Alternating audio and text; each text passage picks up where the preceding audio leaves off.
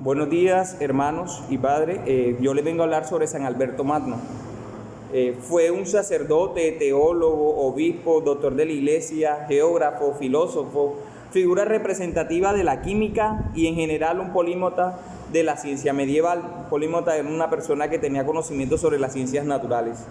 Estudió en Padua, donde tomó el hábito de Santo Domingo de Guzmán y profundizó su conocimiento en la filosofía aristotélica, que más adelante le traería ciertos problemas con la iglesia. Y en París, doctorándose en 1245. Enseñó en algunas pocas universidades europeas que existían en ese momento. También desempeñó su trabajo en distintos conventos a lo largo de Alemania, era un formador.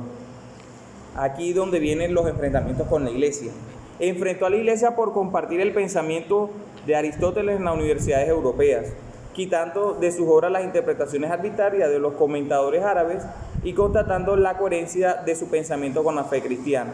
Más que todo aquí ya viene esa madurez, él recogía del pensamiento aristotélico lo que tenía que ver con la fe cristiana y la fe revelada. Fue quien empezó el verdadero aristotelismo cristiano. Él tenía una cierta admiración por la filosofía clásica. En su doctrina siempre guardaba relación con ella. Aquí, lo que le decía anteriormente, solo seguía lo que le parecía compatible con la fe revelada. En cambio, rechazaba y criticaba incluso a Aristóteles cuando su pensamiento iba en contra a esa doctrina cristiana. La filosofía, pues, él decía que la filosofía, por muy avanzada que sea, no tiene carácter de autoridad para guiar el saber humano. Esta corresponde únicamente a la teología. Ya más que todo aquí ya viene la vida y obra de San Alberto Magno, y su principal fama de Alberto era investigar las causas que constituyen el trabajo de la naturaleza, y la idea que tenía de la ciencia la expuso en Physicorum, que es más que todo la física, que relaciona la idea mecanicista con la teología, al atribuir la creación a un creador y no a un supremo ordenador.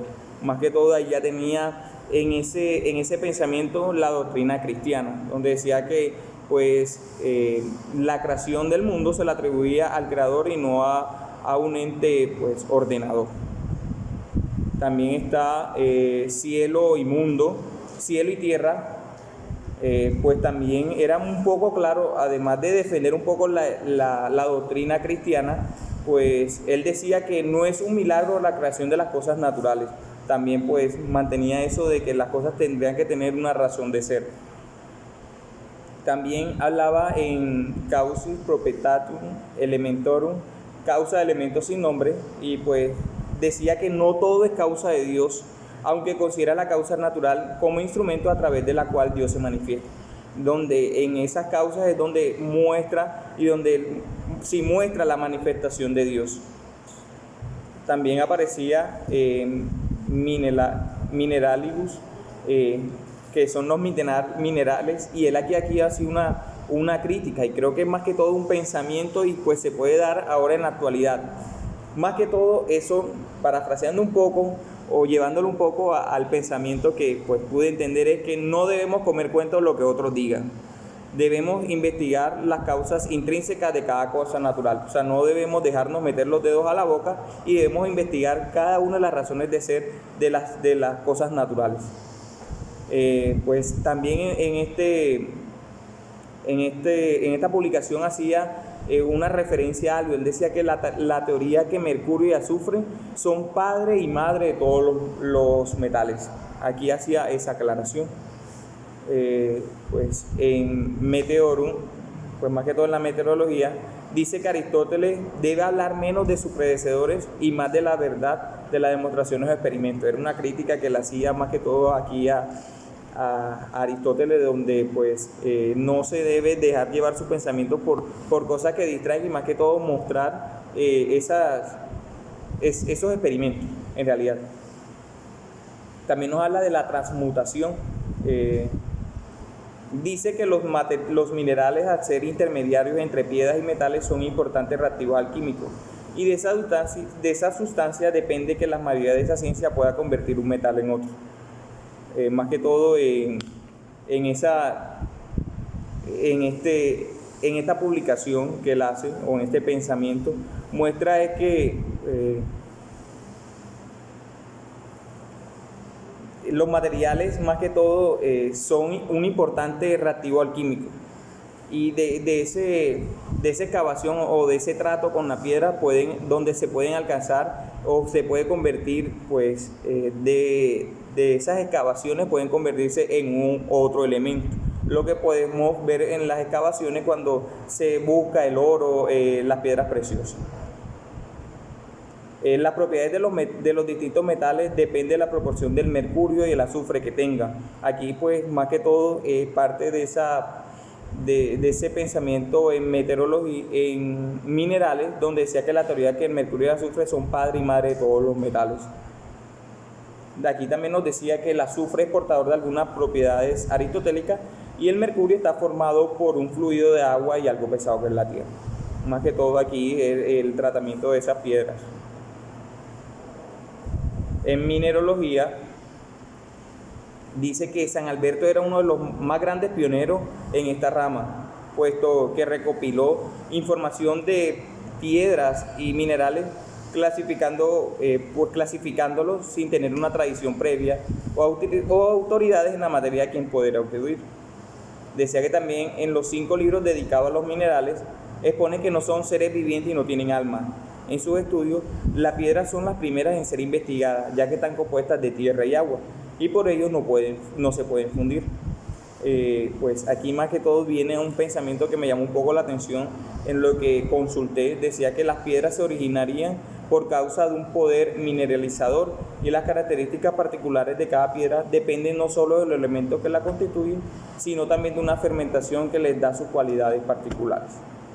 Lo que se vieron Harry Potter y la piedra filosofal pueden entender un poco de lo que quiere decir esta publicación. Tras ellas irían los metales con propiedades diferentes a las de las piedras, como ser maleables y fusibles. Finalmente se encontrarían las sustancias intermediarias entre piedras y metales. Para obtener información sobre metales y sustancias intermediarias, San Alberto se pone en contacto, pues, con mineros o incluso con alquimistas que junto con observaciones propias formarán la fuente de su conocimiento de la mineralogía. Más que todo aquí, San Alberto, para poder hablar un poco de cada uno de estos pensamientos en las ciencias naturales, pues también se dice que viajó mucho y conoció para poder dar a conocer desde su experiencia estos experimentos o estas demostraciones. Pues tenía que conocer un poco, o tenía que ser, pues leer y conocer y pues vivir en esa experiencia para poder transmitir eso en cada una de estas publicaciones de sus pensamientos. San Alberto, en esta publicación que viene ahora, o en este pensamiento, que es la botánica, dice que es una de las ciencias de la vida. Pues esta ciencia se ocuparía más que todo de los seres vivos, ordenándolos de mayor a menor según la correspondencia: los hombres, los animales y las plantas. Las plantas como tal son un alma vegetal. Pues decía que el alma posee 3 funciones: nutritiva, aumentativa y generativa. Además ejerce su función a través de los diversos órganos de las plantas, hojas, raíces, tallos, etc. Pero aunque todos los organismos vivos no pueden moverse por sí mismos, poseen un alma vegetal. No todos son plantas en igual grado. San Alberto las divide, pues, en 5 grupos de mayor a menor, como son árboles, arbustos, hortalizas, hierbas y hongos. Entonces él hace más que todo esta organización de menor a mayor según el orden de importancia. También pues nos habló un poco de la zoología. Pretende hacer un estudio zoológico completo, tratando de anteponer, como siempre, la propia observación y experimentación a los mitos y leyendas. Él le quería dar demostración a cada uno de esos seres que aparecían en la mitología. Así también, pues, con todas estas observaciones y pues a la antigua mitología, quiere demostrar numerosas inconsistencias. En la obra de Animalibus, redactada en 1256-1268 aproximadamente, en ella niega muchas afirmaciones populares, como la que cita una especie de gansos que creen los árboles como si fueran manzanas, y caen en ellos cuando están maduros. También en esta parte relaciona la morfología con la geografía, pues dice que el color de los animales depende del lugar donde vive o el clima donde ellos habitan. Entonces, más que todo, él quiso hacer una relación en esta parte. Y ahora sí, pues vienen los pensamientos de San Alberto Magno. Un apunte muy importante de San Alberto Magno fue también un gran influyente en la vida de Santo Tomás. Fue quien influyó y quien le transmitió ese espíritu o ese aristotelismo cristiano, y pues también vemos en los estudios de Santo Tomás este pensamiento. Pues también San Alberto decía que la ciencia natural estudia los cuerpos sujetos a cambio. Todo cuerpo es susceptible de ser cambiado cuando está en contacto con un agente, pudiendo sufrir cambios de lugar, de cualidad y de cantidad.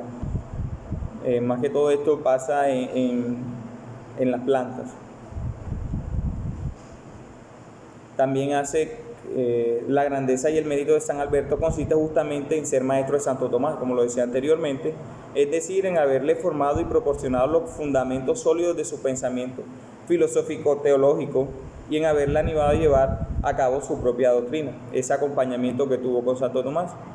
Y pues quien fue el primero en empezar a conciliar la filosofía aristotélica con la revelación.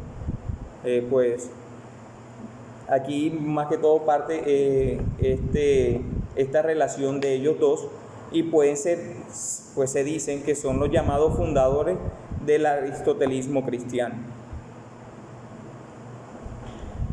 San Alberto defiende el pensamiento aristotélico por 3 razones. La primera, las ciencias naturales tienen autonomía en sus propios campos. Eso lo vimos aquí cuando le estuve explicando un poco sobre las ciencias naturales, sobre la botánica, la zoología, la mineralogía. La imposibilidad de descubrir las causas reales de las cosas naturales vía matemática. Pues decía que la matemática es exacta. Entonces, por eso relaciono un poco también con la matemática. Y hay que establecer la base de la ética y la metafísica en la naturaleza de las cosas en el mundo real. Aquí viene un poco de la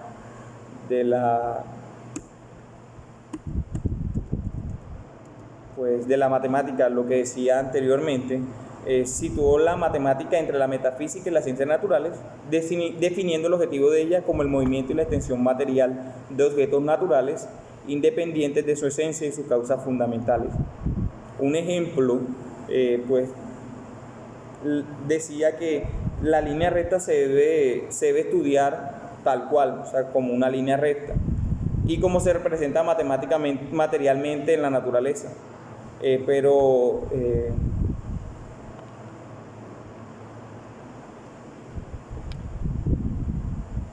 sin considerar que la causa de la línea recta ni la materia que la ilustra. Entonces, más que todo, dice que nos debemos solamente nos debemos fijar solamente en la línea recta, pero no en cómo se cruza entre ellas. Se mantiene la línea recta, el objetivo del matemático es mantener la línea recta, pero no importando que en el dibujar de esa línea recta pues pueda presentar algún tipo de desviación. Entonces, más que todo, eso es lo que pues nos dice San Alberto Magno. Muchas gracias por haberme escuchado, y que espero que este conocimiento o esta investigación que pude dar a conocer de San Alberto Magno sea de mucha ayuda para ustedes, y pues más que todo en esto se basó mi exposición. Muchas gracias.